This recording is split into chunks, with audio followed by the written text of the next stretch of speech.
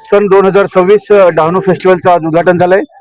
महाराष्ट्र राज्याचे परिवहन मंत्री नामदार माननीय श्री प्रतापजी सरनाईक साहेब यांच्या हस्ते ते उद्घाटन झालेलं आहे। या ठिकाणी डहाणू नगर परिषदेचे नवनिर्वाचित नगराध्यक्ष राजेंद्र माची साहेब या ठिकाणी उपस्थित आहेत।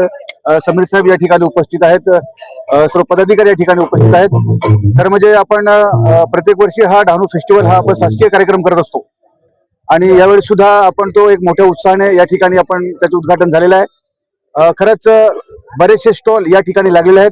या ग्रामीण भागातले असतील, शहरी भागातले असतील, हे जे स्टॉल लागलेले आहेत त्यांना नक्कीच या फेस्टिवलच्या दरम्यान एक चांगला रोजगार हा मिळालेला आहे। भले तो काही दिवसापुरता जरी असला तरी तो एक या जिल्ह्यातले आणि जिल्ह्यातील बाहेरचे सुद्धा नागरिक या ठिकाणी या फेस्टिवलचा उपभोग घेण्यासाठी किंवा एक उत्साहाच्या माध्यमातून ते येत आहेत।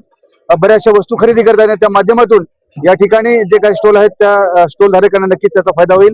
त्याचप्रमाणे या ठिकाणी काही सांस्कृतिक कार्यक्रम सुद्धा होतील आणि आजच्या या उद्घाटनाच्या माध्यमातून आणि आपल्या माध्यमातून पालघर जिल्ह्यातील आणि संपूर्ण जवळच गुजरात आहे, गुजरातच्या जवळचे काही जी गावं आहेत तिथली सुद्धा नागरिक या ठिकाणी येतील आणि मी नक्कीच त्यांना एक आवाहन करतो की या ठिकाणी येऊन आणि या डहाणू फेस्टिवलचा आपण उपभोग घ्यावा अशा पद्धतीने याबद्दल भाजप वगळता सर्व पक्ष एकत्र येऊन हा जो महोत्सव आहे तो करतायत, काय नेमकं याबाबत सांगा? बघा, हा असा काही एखाद्या पक्षाचा किंवा एखाद्या सिलेक्टेड पक्षाचा हा कार्यक्रम नाहीये।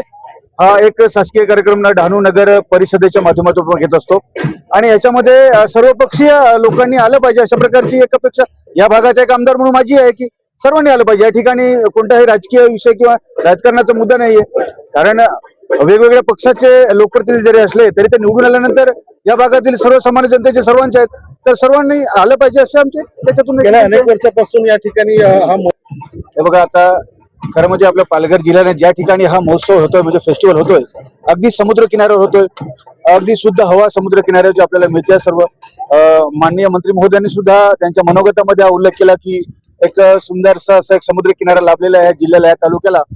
तर त्यांनी या ठिकाणी जसं आता आश्वासन दिलेलं आहे की आम्ही काही निधी उपलब्ध करून देऊया। आता या भागाचा आमदार म्हणून मी नक्कीच त्यांच्याशी पाठपुरावा करेन आणि निधी आणण्याचा प्रयत्न करूया आपण।